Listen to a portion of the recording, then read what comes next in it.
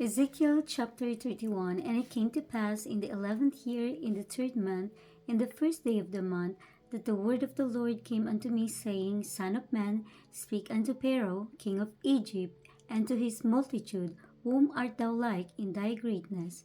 Behold, the Assyrian was a cedar in Lebanon, with fair branches, and with a shadowing shroud, and of an high stature, and his top was among the thick boughs. The waters made him great, the deep set him up on high with her rivers, running round about his plants, and sent out her little rivers unto all the trees of the field. Therefore his height was exalted above all the trees of the field, and his boughs were multiplied, and his branches became long because of the multitude of waters when he shot forth.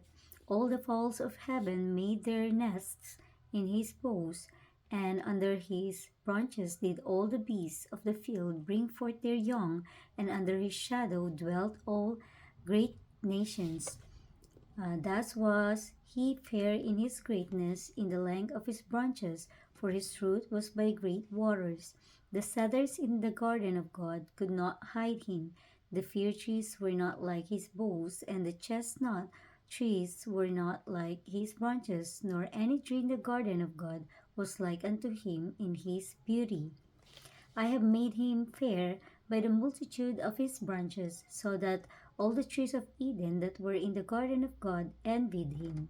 Therefore, thus saith the Lord God, because thou hast lifted up thyself in height, and he hath shut up his top among the thick boughs, and his heart is lifted up in his height, I have therefore delivered him into the hand of the mighty one of the heathen.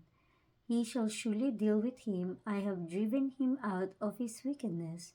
And strangers, the terrible of the nations, have cut him off and have left him upon the mountains, and in all the valleys his branches are fallen, and his boughs are broken by all the rivers of the land, and all the people of the earth are gone down from his shadow and have left him. Upon his ruin shall all the fowls of the heaven remain, and all the beasts of the field shall be upon his branches, to the end that none of all the trees of the waters exalt themselves for their height, neither shoot up their top among their thick boughs, neither their trees stand up in their heights, all that drink water, for they are all delivered unto death to the nether parts of the earth, in the midst of the children of men, with them that go down to the pit.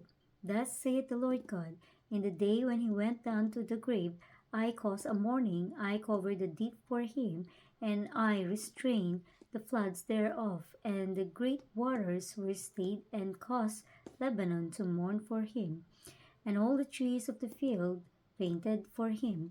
I made the nations to shake at the sound of his fall, when I cast him down to hell with them that descend into the pit, and all the trees of Eden, the choice and best of Lebanon, all that drink water, shall be comforted in the nether parts of the earth. They also went down into hell with him unto them that be slain with the sword, and they that were his arm, that dwelt under his shadow in the midst of the heathen.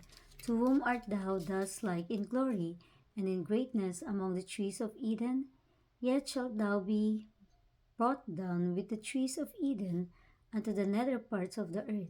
Thou shalt lie in the midst of the uncircumcised with them that be slain by the sword.